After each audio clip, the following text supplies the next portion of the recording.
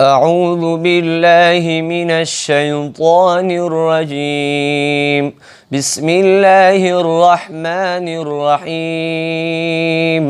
يا بني إسرائيل اذكروا نعمتي التي أنعمت عليكم وأوفوا بعهدي أوف بعهدكم وإياي فارهبون.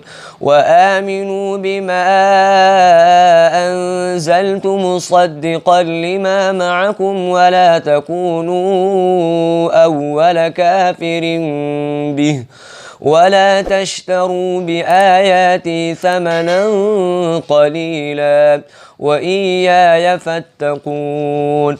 ولا تلبسوا الحق بالباطل وتكتموا الحق وأنتم تعلمون.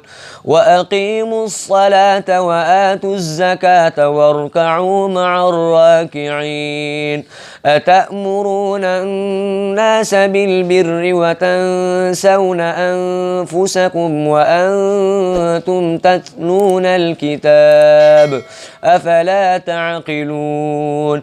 واستعينوا بالصبر والصلاة وإنها لكبيرة إلا على الخاشعين الذين يظنون أنهم ملاقو ربهم وأنهم إليه راجعون.